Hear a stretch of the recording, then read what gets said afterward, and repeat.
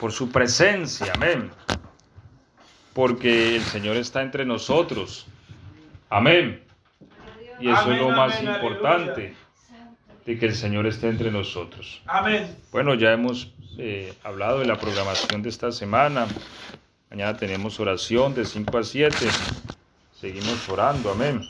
Amén, amén. Y gracias a Dios por los que estamos aquí presentes. Gloria a Dios. Amén.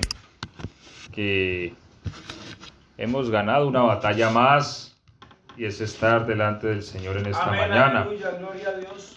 Amén. Amén, amén. Bueno, vamos a abrir la Biblia allá en Apocalipsis 19, capítulo 19. Apocalipsis 19 y el verso 19 al 20. Amén. Amén. Bueno, ¿cómo dice? A ver los que encontraron ya. Y vi a la bestia, a los reyes de la tierra y a sus ejércitos reunidos para guerrear Contra el que montaba el caballo y contra su ejército. Y la bestia fue apresada y con ella el falso profeta que había hecho delante de ella las señales con las cuales había engañado a los que recibieron la marca de la bestia y habían adorado su imagen. Todos estos dos fueron lanzados vivos dentro de un lago de fuego que arde con azufre. Amén. Amén.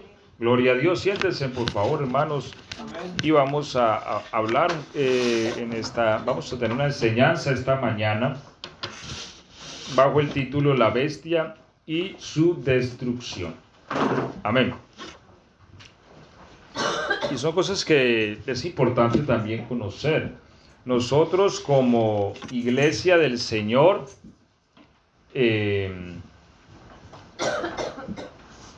estamos llamados a conocer nuestro destino. Amén.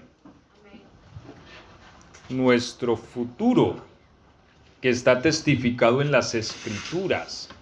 Por eso el cristiano no necesita que nadie le diga su futuro, ¿sí? Porque el cristiano ya lo conoce. Amén. Amén, amén. Por medio de las Escrituras ya conocemos nuestro destino. Nosotros no andamos por ahí buscando profetas o adivinos que nos digan qué va a pasar el día de mañana, porque la palabra ya lo está testificando, ¿cierto? Ahora, nosotros los cristianos también tenemos que cruzar por ciertas adversidades. Y lo que sí sabemos es que al final está el Señor esperándonos, ¿sí? Al final está la corona de la vida que Dios ha prometido a todos los que le aman. Y vamos a empezar con una pregunta. ¿Quién es la bestia que habla la Biblia? ¿O qué es la bestia? Porque es alguien o es algo, ¿cierto? ¿Qué dice la Biblia? ¿Qué es esto? Que la bestia. Yo me acuerdo que cuando éramos niños teníamos un libro de Apocalipsis que era ilustrado y tenía pues las imágenes del dragón y de las bestias esas. Y había un niño que vivía al frente de la casa y cuando iba a la casa nosotros abríamos ese libro y le empezábamos a leer y ese niño salía gritando, ¿sí?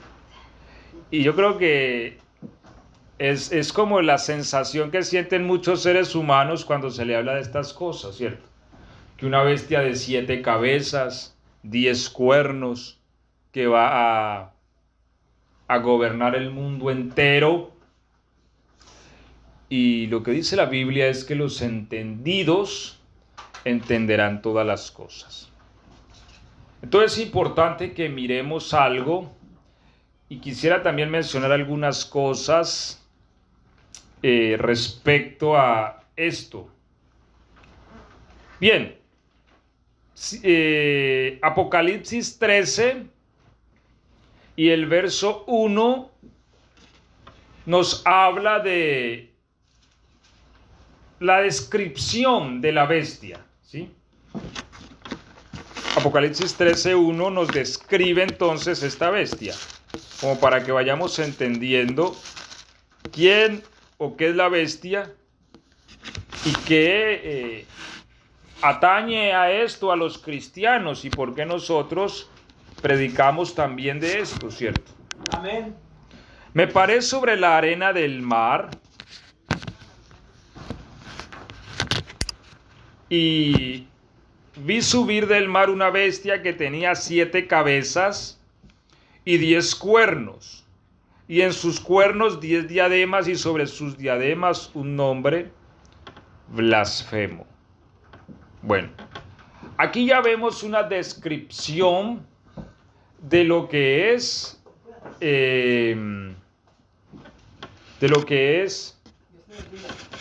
la bestia, ¿sí? Tiene 7 cabezas y tiene 10 cuernos. Entonces, ¿qué es esto? ¿Cierto? ¿Qué animal es este? Podemos decir nosotros, ¿sí? ¿Qué animal es este que tiene 7 cabezas y 10 cuernos? ¿Y de dónde salió? ¿Y cuándo va a venir? ¿Y cómo es? Bueno, vamos a mirar entonces lo que nos dice la Biblia acerca de esta bestia, que tiene 7 cabezas y que tiene 10 cuernos. Vamos a empezar diciendo algo. La bestia son 2 cosas, ¿sí? Porque en lo que es la retórica bíblica, a veces algo quiere decir varias cosas, ¿cierto? Por ejemplo, la Biblia nos habla de las 7 cabezas, tomando un ejemplo. Y dice el ángel que le explicaba a Juan, las 7 cabezas representan 2 cosas. 1, los 7 montes sobre los cuales está sentada la mujer, pero también representan 7 reyes. Bien, la bestia también representa 2 cosas. La bestia representa un sistema, pero también representa una persona. Representa ambas cosas, un sistema y una persona. Vamos a leer entonces Apocalipsis 17, 9.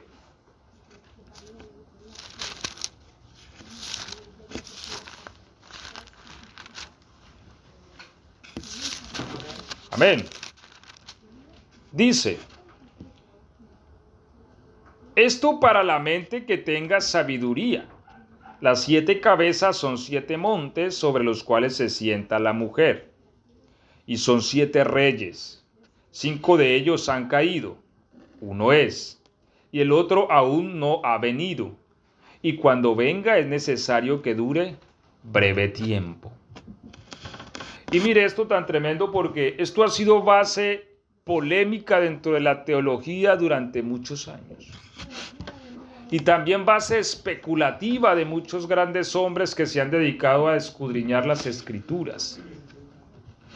Porque aquí dice el ángel que las 7 cabezas también son 7 reyes, ¿cierto? En el verso 10. 5 de los cuales han caído. Uno es y el otro ha de venir.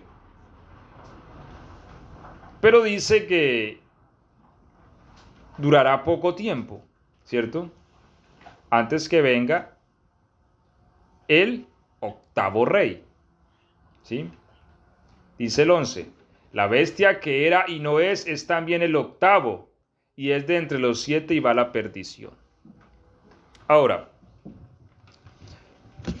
estos sistemas de gobierno, hermanos, yo creo, y a ver, no quiero entrar a pretender tampoco resolver el conflicto teológico que ha existido durante siglos, pero quiero aportar algo, ¿cierto? Y es que es muy difícil tratar de dar una interpretación a estos textos con una vista humana, meramente, ¿sí? Porque la palabra de Dios es espiritual. Entonces es importante ver este asunto con ojos espirituales. Porque es que nosotros hemos escuchado muchas posturas. Por ejemplo, ¿en qué año entonces se escribió el Apocalipsis? ¿O qué año se le dijo a Juan que uno es y que el otro ha de venir y va a gobernar poco tiempo? Entonces dentro de los 5 está Nerón, César, fulano, Perencejo, y entonces el otro durará poco tiempo, pero han pasado 2000 años desde que Juan tuvo esta revelación, ¿cierto? Y como que no nos cuadra por ningún lado. Así que estos sistemas, y es mi parecer, ¿sí? Vuelvo y digo, como dijo Pablo, digo yo, no el Señor, ¿cierto? Y vuelvo y digo, no pretendo acabar pues con el debate, pero yo creo que este sistema, aunque es reflejado a través de gobiernos en la tierra, este sistema es netamente espiritual. Y que ha tomado forma a través de los tiempos. Es decir, estos 7 reyes son 7 reyes no de este sistema de carne y hueso, me hago entender. O sea, son asuntos que operan en los lugares celestiales. Me explico. La Biblia habla del dragón. ¿Quién es el dragón? Bueno, Apocalipsis nos dice que es la serpiente antigua que se llama ¿cómo? Diablo y Satanás, ¿cierto? Ese es el dragón. Pero si observamos atentamente al dragón, el dragón tiene unas características también. ¿Qué tiene el dragón? ¿Se acuerdan del dragón o no? Tiene 7 cabezas. Y entonces uno dice, bueno, si el dragón es el diablo, ¿por qué tiene 7 cabezas? ¿Que el diablo tiene 7 cabezas? Ese dragón también tiene 10 cuernos. Y si la Biblia nos dice que el dragón es la serpiente antigua que se llama Diablo y Satanás porque tiene 7 cabezas y porque tiene 10 cuernos, ¿cuándo sabemos que dentro de la interpretación bíblica los cuernos representan reyes y las cabezas reinos?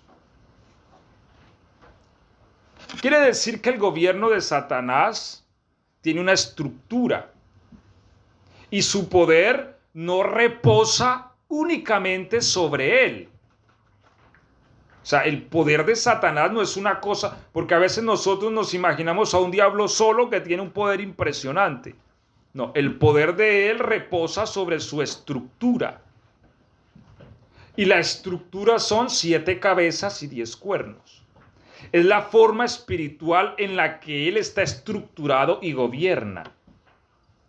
Por eso la tierra de Canaán es una analogía del dragón. Pues el Señor le dice al pueblo, he aquí os entrego 7 naciones más poderosas que tú. Y era la tierra de Canaán, era una sola tierra, pero tenía 7 naciones que la gobernaban. Y eran poderosas cada una, y su poderío yacía en que de alguna manera estaban ahí juntas. Entonces, así mismo opera el enemigo bajo una estructura. Así que la bestia, por eso decimos que es un sistema, ¿cierto? Ya leímos el verso 10, son 7 reyes. Apocalipsis 17 y el versículo 12 y el 13. No, el 12 nada más. Los 10 cuernos que has visto son 10 reyes, que aún no han recibido reino, pero por ahora recibirán autoridad como reyes juntamente con la bestia. Entonces, miren, estos 10 cuernos, dice la palabra que has visto, son 10 reyes. Cuando usted vea un cuerno en la Biblia, siempre representa un rey, ¿sí? Un rey. Bueno,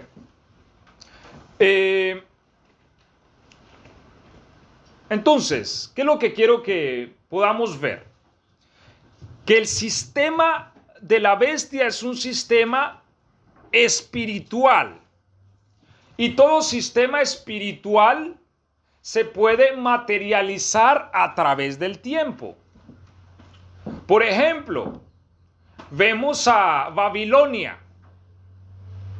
Babilonia es una ciudad espiritual. Pero entonces alguien podía decir, no, Babilonia era la ciudad de los caldeos. Sí, pero Babilonia también fue Babel, donde se generó la confusión, ¿cierto? Pero la vemos en los caldeos. Ahora, Babilonia de los caldeos fue destruida. Pero la Biblia sigue hablando de Babilonia en Apocalipsis y dice que Babilonia llegó a la memoria del Señor, ¿cierto? Para darle su castigo. Entonces vemos una Babilonia en el pasado, una Babilonia por acá en Nabucodonosor, otra Babilonia por acá y uno de ¿cuántas Babilonias hay? Hay una sola Babilonia. Lo que pasa es que las cosas espirituales buscan expresarse en el mundo de los hombres. Y por eso las vemos a través de la historia. Así como vemos Canaán, ¿cierto? 7 naciones. Seguimos viendo que la estructura de la bestia o del dragón busca formarse. Es una cuestión de forma. ¿Me hago entender? Así como Cristo busca formarse en su pueblo, de alguna manera el dragón busca formarse o darle forma a su estructura en medio de este mundo. Así que, como sistema, Daniel 7:23 también nos habla de los 10 cuernos. ¿Sí? 7:23 de Daniel, vamos a leerlo.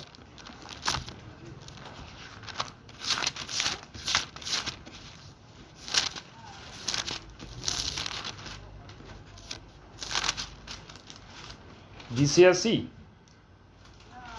la cuarta bestia será un cuarto reino en la tierra, el cual será diferente de todos los otros reinos. Mire, es diferente a todos los otros reinos. ¿Por qué la cuarta bestia es diferente a todos los otros reinos? Porque es un reino que no es terrenal. Porque los otros reinos se está refiriendo a las otras bestias que vio Daniel. Y las otras bestias representan a los caldeos, a los medos persas y a los griegos. Sin embargo, aquí viene una cuarta bestia que dice que es diferente a todos. ¿Por qué es tan diferente? Porque no es terrenal. ¿Cierto? Entonces, el cuarto será diferente de todos los otros reinos, y a toda la tierra devorará y trillará y despedazará. Y los 10 cuernos significan que de aquel reino se levantarán 10 reyes, y tras ellos se levantará otro, el cual será diferente a los primeros, y a 3 reyes derribará. Entonces, la bestia que tiene 7 cabezas y 10 cuernos es un sistema. ¿De qué? De 7 reyes o de 7 reinos más 10 reyes. Pero también la Biblia se refiere a una persona que representa ese cuerno pequeño como la bestia. Apocalipsis 17:11.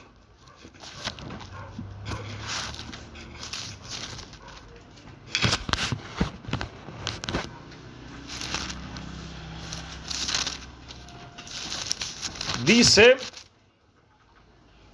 la bestia que era y no es también el octavo. ¿El octavo qué? El octavo rey. Y es de entre los 7 y va a la perdición. Entonces, aquí hay unas tantas cosas misteriosas que ya vamos a tocar respecto a lo que es la bestia. Entonces la bestia, ya hablamos, es un sistema y es una persona.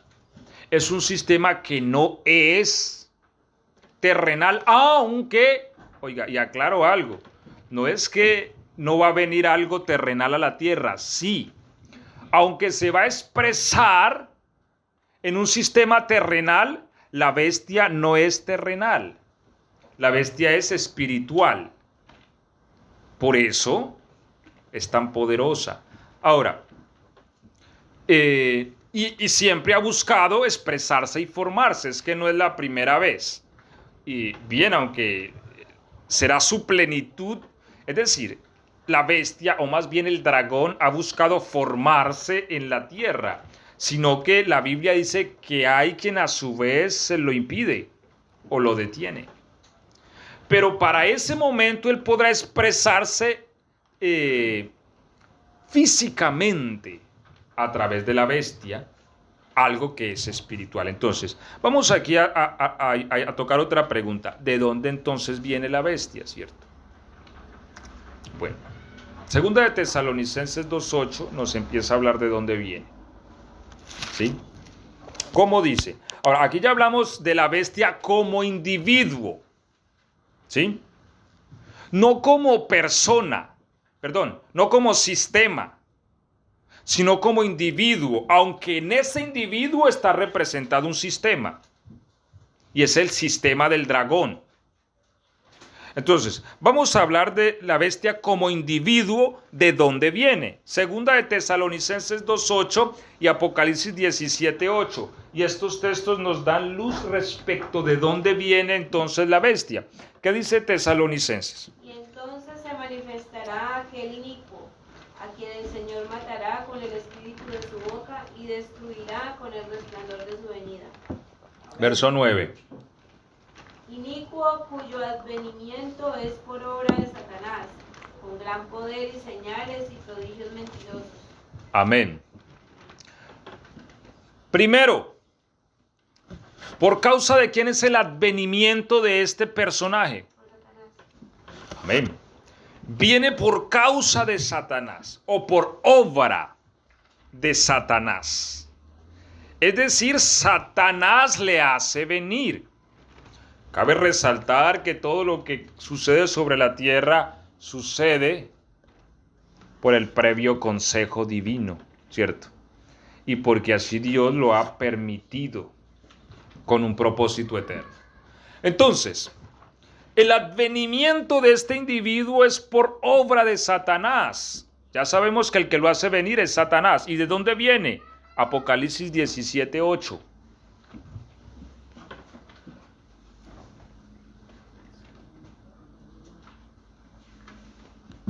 ¿Cómo dice el 17:8? La bestia que has visto era y no es, y está para subir del abismo e ir a perdición. Y los moradores de la tierra, aquellos cuyos nombres no están escritos desde la fundación del mundo en el libro de la vida, se asombrarán viendo la bestia que era y no es y será. Amén. Entonces observemos aquí algo. ¿De dónde viene la bestia? Del abismo. Ahora, miren, aquí es donde empezamos a entender las cosas. Porque, ¿qué es el abismo? Para entender cuál es el lugar de la bestia. Yo a ustedes les hablé en cierta ocasión sobre eso, ¿cierto? Las diferencias entre lo que era el Tártarus, el infierno, el Seol, el abismo, que son cosas diferentes, ¿sí? A ver, ciérrame esa puerta, por favor. Entonces, la bestia sube del abismo. Ahora, el abismo y el Seol no son lo mismo, ¿cierto? ¿Qué es el Seol? El Seol lo podemos traducir como lugar de los muertos, ¿cierto? O el reino de la muerte. ¿Quién va al Seol? Amén, los muertos, las almas de los muertos, ¿cierto? Por eso dice la Biblia que cuando el rico murió, alzó sus ojos, ¿estando en dónde? En el Hades, ¿cierto? Que es el equivalente a Seol. Lo que pasa es que Seol es hebreo y Hades es griego, ¿sí? Pero es lo mismo. Seol y Hades es igual. Entonces, alzó sus ojos estando en el Hades. Es el Seol, el rico. Cuando se habla respecto a Cristo, dice, no dejarás mi alma para siempre, ¿en dónde? Seol. Nótese dos palabras, alma y Seol. No dejarás mi alma para siempre en el Seol. El alma va al Seol, al Hades, no al abismo. Entonces, ¿quién va al abismo? El abismo es un lugar de espíritus, no de almas. En ese abismo no es donde están los ángeles, pastor. Los ángeles caídos. Los ángeles. De hecho, cuando el demonio de Gadara, ¿cuál fue su petición? ¿Cierto? ¿La recuerdan? No nos mandes al abismo. No nos envíes al abismo. Mire que ellos no le dijeron no nos envíes al Seol, no, porque en el Seol, eso para ellos es como la casa de ellos, ¿cierto? Porque muchos espíritus torturan las almas en el Seol. Pero el abismo es algo que es algo serio. Horroroso, temeroso, porque ellos dicen no nos envía al abismo, más bien permite que vayamos a Lucifer. Imagínense un demonio que ha vivido tantas cosas, le da miedo del abismo. Partamos de ahí. ¿Qué es eso? Y el demonio le pidió al Señor, por favor, no nos envíes al abismo. ¿Quién será atado en el abismo?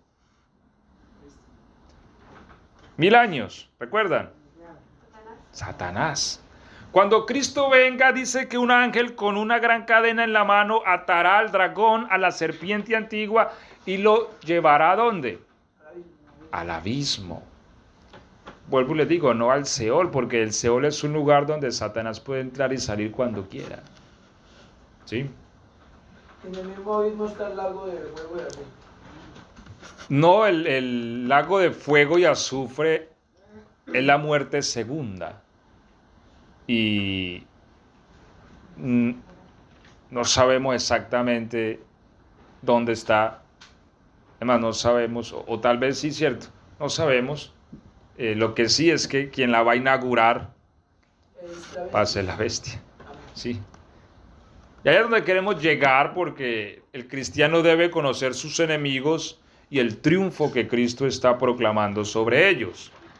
Ahora, Satanás será atado en el abismo, porque el abismo es la prisión de los ángeles y de los espíritus que se rebelan, ¿cierto?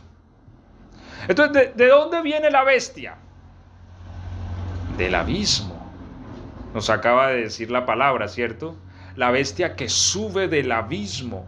Por un acto soberano de Dios, a ese fulano se le permitirá salir del abismo para tener forma humana.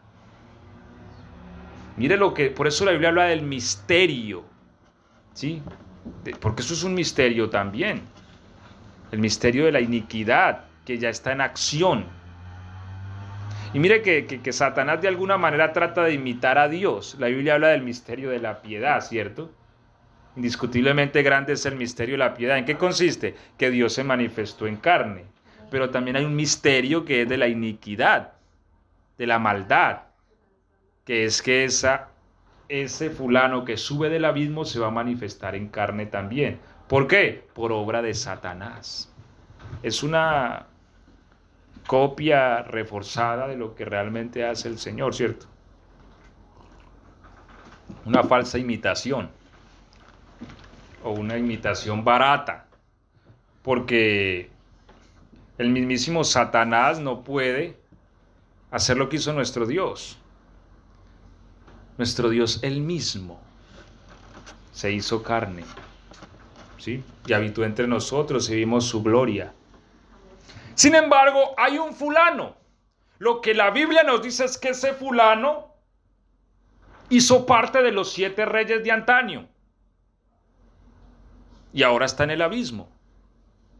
Y lo que dice el ángel a Juan es, mira, hay 7 reyes.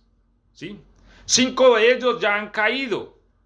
Ahora, si el ángel le dice a Juan que el 8º rey, que es la bestia, hablando como individuo, está entre los 7, quiere decir que está entre los 5 que ya cayeron. Y esos 5 que ya cayeron están en el abismo. Y si están en el abismo no son humanos. ¿Me hago entender? Amén. No son humanos. Entonces lo que le está revelando el ángel a Juan es una cuestión espiritual. Y por eso la polémica teológica de que este es Nerón, que este es Hitler, que este es fulano y perencejo. Y no cuadra nada, porque es una cuestión que trasciende lo terrenal. Y son individuos que han operado en las esferas espirituales, porque la Biblia habla de reyes y príncipes. Por ejemplo, dice el ángel Gabriel hablando con Daniel, ¿cierto? Mira, el príncipe de Persia se me opuso y vino Miguel a ayudarme. Y yo ahorita salgo de aquí, pero salgo para seguir con la batalla. Y después de él vendrá el príncipe de Grecia. Y nadie me ayuda contra ellos, sino solo Miguel. Y uno dice, ¿y entonces quién era? Alejandro Magno, que venía en el caballo con sus hombres. No, ¿cierto? Entonces hay fuerzas supraterrenales. Alejandro Magno forma parte de la palabra. En la esfera terrenal, sí. Daniel lo menciona metafóricamente como ese animalito que vino con toda la fuerza y golpeó al otro, ¿sí? Y era Alejandro Magno cuando derrotó a los persas, ¿sí? A los medos persas. Y Nabucodonosor también. También, claro, como la estatua de oro. Y como el león. Son reyes que han recordado en la historia. Porque fueron los imperios que gobernaron el mundo. El sistema imperial de la tierra se empezó a gestar con ellos. Y hubieron 4 imperios, hasta Roma. Hasta Roma. Imperios, aunque han habido después de Roma, no a la medida de ellos, ¿sí? No a la medida. El mundo realmente no tiene una cabeza. Uno dice, no, es que hoy día Estados Unidos gobierna el mundo. Eso no es tan cierto. Bien que tienen un liderazgo, bien que tienen poder militar, pero hay enemigos que si se levantan, el golpe lo sufren ambos. ¿Sí? Como llamarlo China, en este caso, llamarlo China, Rusia. Sí, son enemigos que pueden dañar. Porque el uno no se atreve a hacer algo ni el otro, porque se pueden dañar mutuamente. Ellos saben. Claro, y por eso procuran no tocar armas que pueden ser muy peligrosas, pero el mundo no tiene un monopolio político, pues, no lo tiene. Mientras que en ese tiempo sí fue así. Si hablamos de Babilonia, Babilonia era que gobernaba y arrasó naciones y hacía lo que quería. Después vinieron los medos persas, después vinieron los griegos, después los romanos. Pero ese sistema imperial se debilitó. Ahora, la Biblia habla entonces de estos reyes. Lo que le dice el ángel a Juan es, el 6º rey está gobernando en este momento. Y después de él viene uno 7º, pero ese 7º va a durar poco.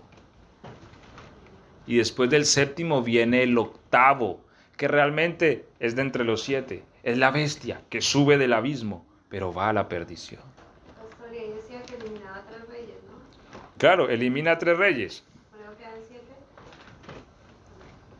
Lo que pasa es que Eclesiastés, a ver si ustedes me ayudan a encontrar el texto. Hay un texto en Eclesiastés que no recuerdo bien cómo dice, pero trata de que lo que pasó es ahora, ¿sí? Lo que fue ya es. Y lo que viene, de alguna manera, ya se vivió antes. ¿Sí? Y eso es el universo.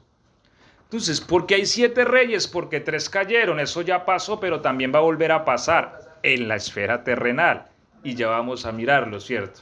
Entonces es como un bucle que vuelve y ocurre, por eso también la profecía es progresiva, yo les he dicho. Porque se amotinan los pueblos y las gentes piensan cosas vanas, se juntarán los reyes y príncipes, consultarán unidos contra el Señor y su ungido. Pedro dijo, esto pasó cuando Herodes y Pilato se confabularon contra el Señor. Pero terminó ahí la profecía, no. Ahora 8 días hablábamos que se va a cumplir cuando las naciones se rebelen contra Cristo, cuando Él esté gobernando la tierra. Esa es la profecía, es progresiva. Que fuego descenderá y los consumirá a todos. Bueno, Entonces, la bestia sube del abismo, por eso la bestia no es un sistema terrenal. Ahora, ¿qué hará la bestia? ¿Qué hará? ¿Cierto?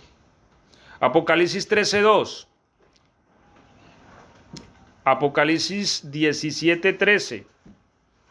Aquí hay dos cualidades que son entonces... La bestia que vi era semejante a un leopardo, y sus pies como de oso, y su boca como boca de león, y el dragón le dio su poder y su trono y grande autoridad. Entonces mire lo tremendo, parecía un leopardo. ¿Quién describe la Biblia como un leopardo? A los griegos, ¿cierto? A los griegos con Alejandro. ¿Por qué? Porque Alejandro a los 32 años gobernaba el mundo entero. O sea, era un muchacho. Era un pibe, pues, como diríamos en Argentina. Y gobernaba la tierra entera. Es decir, la ligereza con la que este hombre llegó a gobernar la tierra fue impresionante. Por eso cuando vemos en Daniel a los griegos lo vemos como un leopardo. Pero cuando vemos a los medos persas como un oso. ¿Cierto? Con tres costillas en la boca y que se levantaba más de un lado que del otro, porque un sistema era más poderoso que el otro. Y después al león, que es los caldeos. O sea, todo eso él ya lo trae. Toda la crueldad que se haya podido vivir sobre algún sistema en la tierra, él ya lo tiene. Y esta bestia recibe ¿qué? ¿Poder y qué? Y autoridad ¿De quién? de Satanás. Todo el poder que tiene Satanás, dice, le dio su trono. El dragón le dio el trono a esta bestia y le dio gran autoridad.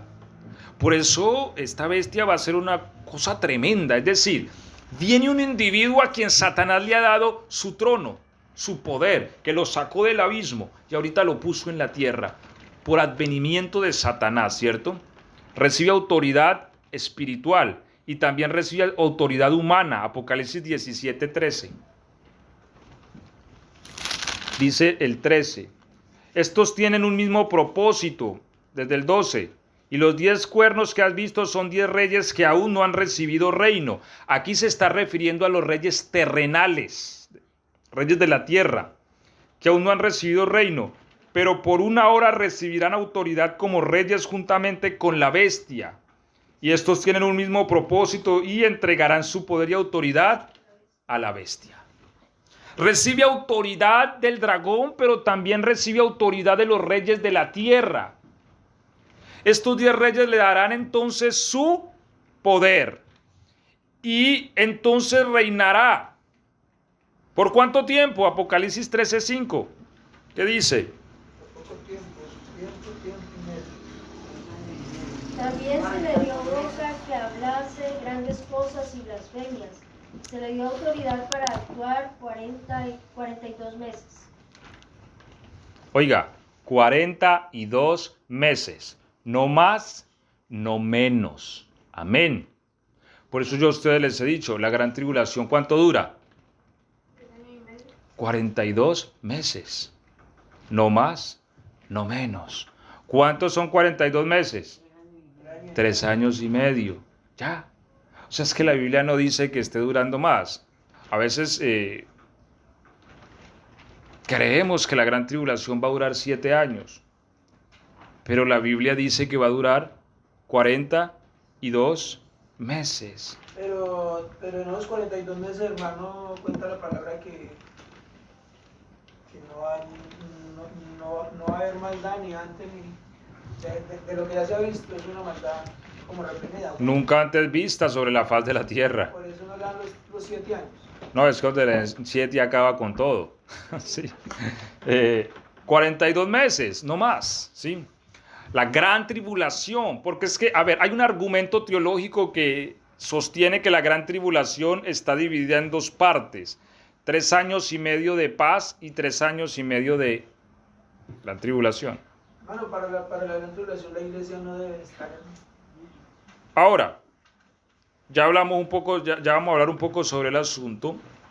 Lo que sí es cierto es que, o sea, no tiene sentido hablar de una gran tribulación de paz.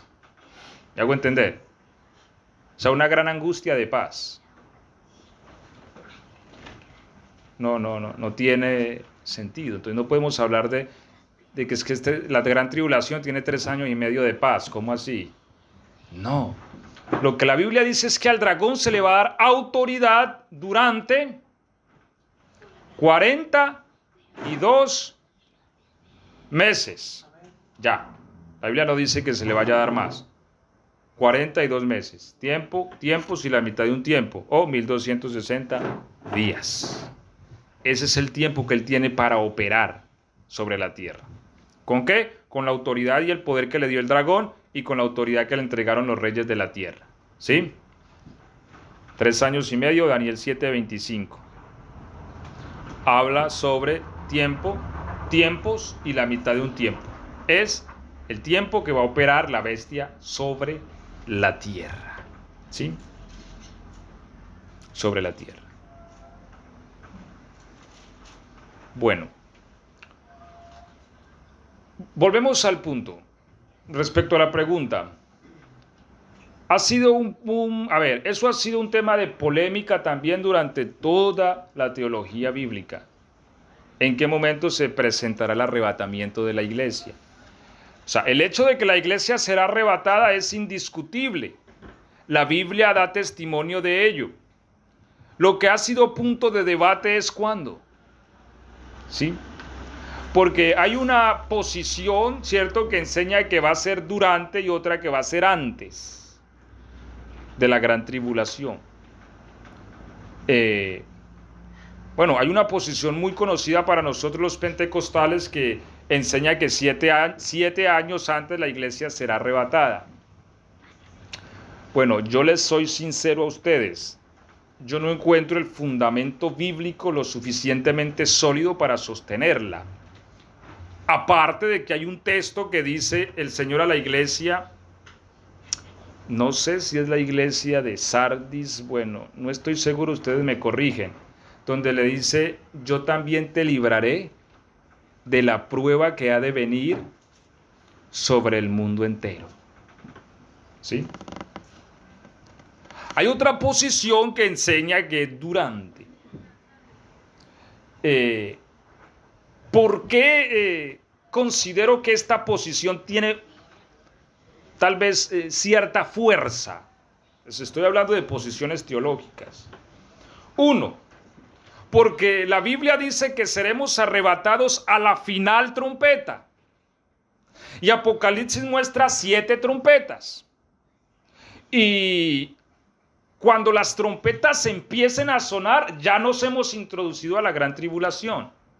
Porque es que también he oído decir que es que las trompetas están sonando, pero yo sinceramente les digo, yo no creo eso, porque si las trompetas estuvieran sonando, estuviéramos viendo sobre la tierra lo que dice que va a pasar cuando suenen las trompetas. ¿Sí? Y la verdad vamos a ver cosas tremendas, como que caen montañas del cielo sobre el mar, una especie de meteoro, ¿cierto?, que destruye la fauna y la flora de los mares, estrellas que caen sobre los ríos llamada ajenjo, que hace que las aguas sean amargas, y cosas como esas. Calamidades como terremotos, un terremoto mundial, eso no ha pasado. Si eso no ha pasado, las trompetas no han sonado. ¿Me hago entender? Pero cuando las trompetas empiecen a sonar, ya estamos introducidos en la gran tribulación. Ahora, Pablo dice que seremos arrebatados a la final trompeta. Bien, otra postura teológica dice, no, la final trompeta no tiene que ver nada con esas 7. Entonces, ¿con cuáles? Si hay una final, ¿cierto? Pues tiene cierta relación, ¿cierto? Y la Biblia no habla de más trompetas aparte de esas 7. Dice 8 ni 10, sino que dice 7. Ahora, si uno lee Apocalipsis cuando suena la 7ª trompeta, y un capítulo más adelante uno ve a uno parecido al Hijo del Hombre en una nube blanca y alguien le dice, mete tu hoz sobre la tierra porque la miel de la tierra está madura. Y dice la Biblia que el que estaba en la nube metió la hoz y cegó la tierra. Eso a mí me muestra como arrebatamiento, ¿cierto? La 7ª trompeta le da paso a la ira de Dios. Y para mí tendría sentido que el arrebatamiento se produce allí, porque la Biblia dice, porque Dios no nos ha puesto para ira, sino para alcanzar misericordia. Lo que sí creo yo es que la iglesia no sufrirá la ira de Dios. Y la gran tribulación se compone de las trompetas y también de 7 copas de ira. Y lo otro es que, pues dicen que la iglesia, o sea, que muchos se enfriarán, ¿no? Yo creo que para poder tomar la iglesia debe ser probada primero. Y uno encuentra muchos textos. A ver, vamos a leer, por ejemplo, algunos. Apocalipsis 12, verso 17. Dice: entonces el dragón se llenó de ira contra la mujer y se fue a hacer guerra contra el resto de la descendencia de ella. Los que guardan, ¿qué? De Dios. ¿Y qué más? Y tienen el testimonio de Jesucristo. Entonces aquí vemos 2 grupos de personas. ¿Quién tiene los mandamientos de Dios? Los judíos, ¿cierto? Que están bajo la ley de Moisés. Pero ¿quién tiene el testimonio de Jesucristo? La iglesia. Y la Biblia dice que durante estos 1260 días, el dragón hará guerra a estos 2 grupos de personas, a los que tienen los mandamientos de Dios y a los que guardan el testimonio de Jesucristo. Y podemos mencionar muchos más textos. La Biblia se habla de los decapitados por causa de la fe en Jesús. La Biblia dice que se le permitirá hacer guerra contra los santos y vencerlos. Aquí se probará la fe de los santos, dijo el ángel, ¿cierto? Así que yo les pongo a ustedes 2 posiciones teológicas. ¿Qué es lo que yo creo? Yo creo que para que el arrebatamiento se produzca, la iglesia tiene que estar bajo un clamor profundo para que su Señor venga. Porque para que Cristo arrebate la iglesia, el clamor tiene que ser muy grande. Dios siempre obra, y yo se los he dicho, bajo la oración de su pueblo, bajo el clamor de su pueblo. ¿Cuándo vino el Señor a liberar al pueblo de Israel? Si llevaban 400 años como esclavos. Claro, él le dice a Moisés, porque he oído el clamor de mi pueblo y he descendido. Dios siempre desciende cuando hay clamor. Ahora nosotros decimos, el Señor puede venir hoy por la iglesia. Yo pregunto, ¿está el clamor que se necesita para que el Señor venga hoy? Es difícil porque es que la iglesia, seamos sinceros, y estoy hablando no de la iglesia local, estoy hablando de la iglesia a nivel mundial, ¿cierto?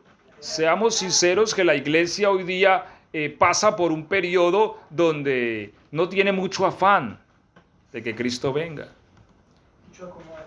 Sí, porque nos acomodamos a este mundo, porque nos va bien, porque el gobierno nos quiere, no nos hace pagar impuestos, nos felicita porque hacemos labor social, no somos perseguidos como en el primer siglo, ni somos tirados a los leones, al circo romano como los primeros cristianos, ¿cierto? Entonces no tenemos afán, nos va bien en todo. Por eso yo creo que ese clamor como se necesita no existe hoy. Y para que ese clamor aparezca, se necesita algo que se llama aflicción. ¿Sí? Ahora, y bueno, de pronto ya para terminar el tema, porque ahí nos salimos un poquito, 7:14. Voy a tocar ahí 7:14. ¿7:14 de Apocalipsis? Sí, Señor. Desde el 13. Entonces uno de los ancianos habló diciéndome, estos que están vestidos de ropas blancas, ¿quiénes son y de dónde han venido? Yo le dije, Señor, tú lo sabes, pero primero voy a leer el 12. A ver. No, el 9. Después de esto miré y aquí una gran multitud, la cual nadie podía contar. Y tomo este texto porque a veces decimos, no, es que los que están en la gran tribulación son los judíos. Pero ¿qué dice el 9? He aquí una gran multitud, la cual nadie podía contar. ¿De dónde? De todas naciones y tribus y pueblos y lenguas. ¿Dónde estaban? que estaban delante del trono en la presencia del Cordero, ¿sí? Vestidos de ropas blancas y con palmas en las manos. Toda esta gente está delante del Cordero, del trono. Este trono me suena a juicio y del Cordero me suena a tribunal de Cristo. Ahora, ¿y qué dice entonces el verso 13? Uno de los ancianos habló diciéndome: estos que están vestidos de ropas blancas, ¿quiénes son y de dónde han venido? Yo le dije: Señor, tú lo sabes. Y él me dijo: estos son los que han salido de la gran tribulación. Ahora, miremos la estructura gramatical del texto, ¿cierto? Si usted me llama y me dice: hermano Andrés, ¿dónde está? Yo le digo: hermano, voy saliendo de la casa. ¿Dónde estaba? En la casa, ¿cierto? ¿Y qué dice el texto? ¿Dónde estaban ellos? La gran tribulación. Los que han salido de la gran tribulación. Y ha limpiado sus vestidos. No fueron los que, porque el texto hubiera podido decir: estos son los que han sido liberados antes de llegar a la gran tribulación, o han sido sacados antes de que inicie. Pero si dice: estos son los que han salido de la gran tribulación, es porque estaban en ella. Así que la Biblia sí es muy insinuante al dejarnos ver que hay un punto para la iglesia a donde entra, pero a donde Dios dice: hasta aquí y me la llevo. ¿Sí? ¿Por qué? Porque en ese hasta aquí el Señor encontró lo que Él buscaba. ¿Qué buscaba Él? Un clamor que dijera: Señor, ven y sácanos de este mundo. ¿Sí? Y el que oye diga: ven. Y el espíritu y la novia dicen: ven. Apocalipsis 13:4. Bueno, yo creo que el tiempo se nos está yendo y no vamos a terminar. Ok. No vamos a terminar. 13:4. ¿Cómo dice? Y adoraron al Adoraron al dragón que había dragón dado que había autoridad. dado autoridad a la bestia, y adoraron a la bestia diciendo: ¿quién como la bestia y quién podrá luchar contra ella? Oiga qué cosa tan tremenda esta, ¿sí? El mundo va a estar en un problema bastante delicado, bastante. A ver, ¿por qué? Porque como les decía ahorita, nosotros no vivimos en un monopolio político. No. Sí se ha querido, se quiere y se busca, pero no vivimos en él. No es que a fulano gobierna y hace lo que le da la gana en el mundo. No. Eso no pasa hoy día. O sea, el mundo tiene poderes que se contraponen. Y vemos entonces que el más alto diplomático se sentó en esta semana con el más alto diplomático chino y le dijo: pues que sí, y esto y aquello y lo otro. Buscan encontrar un punto de equilibrio. Porque no hay un monopolio. Sin embargo, habrá un monopolio político. Y en este caso no va a ser un monopolio de la persona más amable, ¿cierto? Ni de una persona que considera la necesidad de los pobres. De un fulano que viene del abismo, a quien Satanás trae. Partamos de ahí, un monopolio político en manos de ese fulano. ¿Sí? Si hoy día se sufre porque hay cierto poder en algunos asuntos políticos, en algunas naciones, las naciones sufren porque hay cierto poder que aprieta. Imaginémonos un monopolio total. Este texto es tremendo porque la gente va a decir: ¿quién como la bestia? ¿Y quién podrá luchar contra ella? ¿Ah? Mire que el tema de la bestia es un tema muy, muy tremendo porque no hay un poder humano que le haga frente a ese personaje. Por eso yo les decía al principio que la bestia es un sistema espiritual.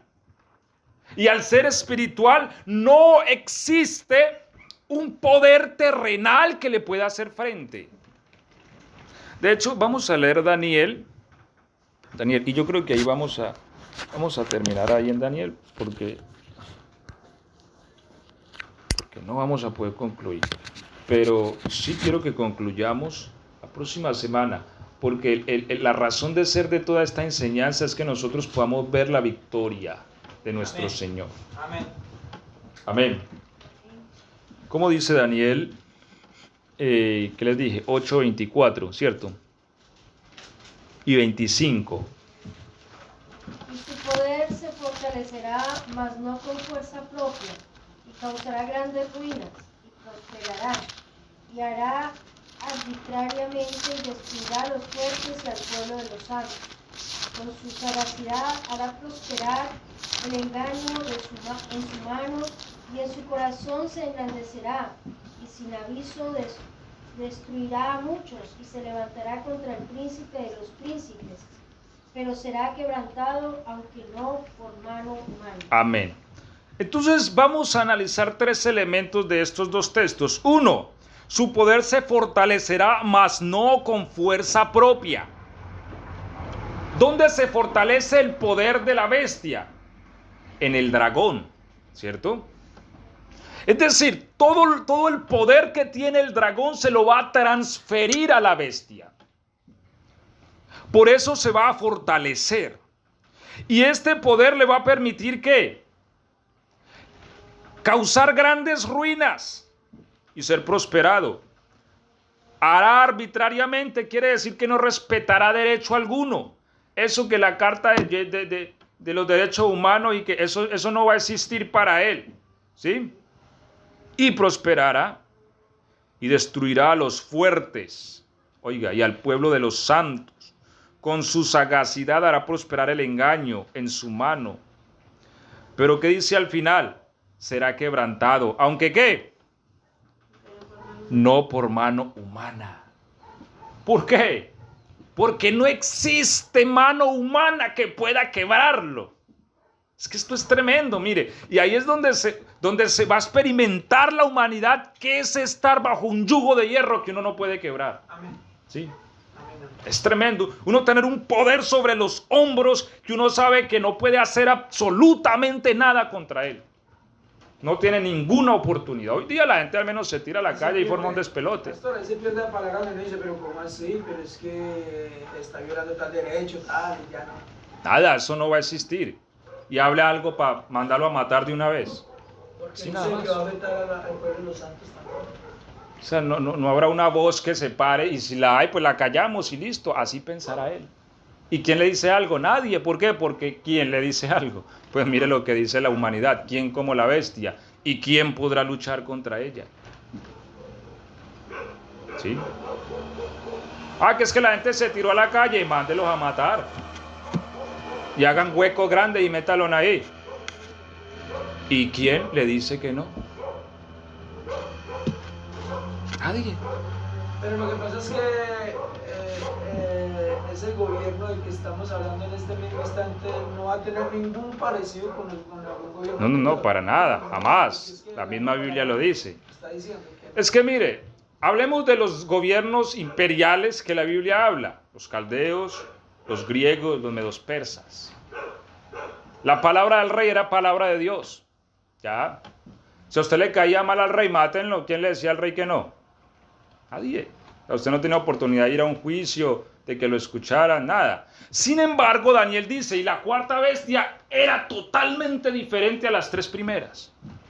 O sea, si en esos entonces pocos derechos habían, Daniel dice, esa cuarta, me quedé asombrado, porque totalmente diferente a las 3 primeras. Nosotros, o sea, nuestra imaginación no construye la maldad que va a atestiguar la raza humana con este hombre, ¿sí? Porque deshará diestra y siniestra y no habrá poder alguno que le pueda hacer frente. No lo habrá. ¿Por qué? Porque es un poder supraterrenal. Y allí se cumplirán los temores de la humanidad, que venga un poder extraterrestre más grande que nosotros y nos subyugue. Allí se cumplirá, aunque no a la manera en que lo presenta Hollywood, ¿sí? Pero vendrá, subirá, no, y no viene de arriba, viene de abajo, del abismo, y gobernará el mundo entero durante 42 meses. Este también abraza los 42 meses, pastor, este del 13. ¿Cuál 13? De 8, 23, 24, 25. También agarra los 42 meses. Sí, claro. O sea, Apocalipsis lo que está contando de esta bestia y todo, son 42 meses. 42 meses. O sea, el momento en que es que Satanás no pierde tiempo, no es que Satanás va a decir, no, voy a esperar 2 mesecitos para apretarle a esta gente. No, él en el momento en que los reyes de la tierra le entregan la autoridad, comienza a pasar esto, ¿qué? A tomar a la fuerza al que no se quiera someter, a los que puede sobornar los soborna, al que no quiere lo domina, al que se opone lo mata. ¿Y quién le dice que no? Y así controlará el mundo entero. Nadie podrá luchar contra él. Todos estarán bajo su yugo. Hará calamidades.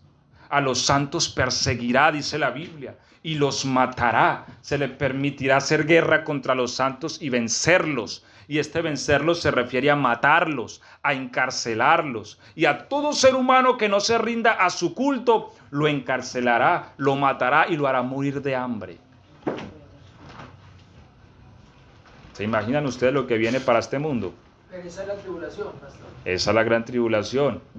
Pero aquí habla de que a los santos los matará, entonces, o sea que... Lo que hablábamos ahorita, o sea... Que la iglesia sí va a participar de esto. Vuelvo y les digo, o sea, eso es una contraposición teológica, ¿cierto? Pero la Biblia sí insinúa muchas veces que los santos del Señor le van a ver la cara al anticristo. Ahora, ¿la iglesia va a cruzar toda la gran tribulación? No, indiscutiblemente no, porque en la gran tribulación hay algo que se llama la ira de Dios. Y lo que la Biblia sí dice es que Dios no nos ha puesto para ira, ¿sí? Porque la ira de Dios no vendrá sobre su pueblo, sino para alcanzar misericordia. Entonces, es muy posible que sí, en el proceso, o sea, es que la palabra arrebatar es violenta, nada más partamos de la palabra. La Biblia usa la palabra arrebatamiento, seremos arrebatados. Y ese arrebatar, la palabra en sí misma, en su estructura gramatical es violenta. Ah, es que fulano me arrebató la plata. ¿Sí? Es claro, o sea, quiere decir que estaba en manos de otro y yo la quité. No es lo mismo tomar que arrebatar. Porque es que tomar quiere decir que algo está en la mesa y yo lo tomo. O que alguien me está dando algo y yo lo tomo. A tener que arrebatar. La palabra arrebatar es quitar con violencia. O sea, ¿por qué la Biblia usa ese término arrebatar? Porque Dios nos tiene que quitar con violencia de las manos de alguien. Ajá, ¿y de las manos de quién? Ahí está. ¿Me hago entender? ¿Sí? Entonces, el asunto va a ser tremendo. Concluimos diciendo, eso está a la vuelta de la oreja. Y de eso vamos a hablar la próxima semana porque no pudimos terminar. Pero ahorita con estos temas que se están viendo, con estos temas de inteligencia artificial y todo esto, es una cosa tremenda. Y uno dice, hombre, realmente la manifestación de este hombre de pecado está muy cerca. Y tal vez nos toque a nosotros ver el rostro, ¿sí? Pero hermanos, esto no es para que nos dé miedo, sino como dice la Biblia, cuando vean que todas estas cosas estén sucediendo, ergíos porque vuestra redención está cerca. Nuestro Señor está a las puertas para darnos el reino que nos prometió. No temáis, manada pequeña, porque a vuestro Padre le ha placido darles el reino. Amén. Vamos a orar y démosle gracias a Dios en este día por su palabra.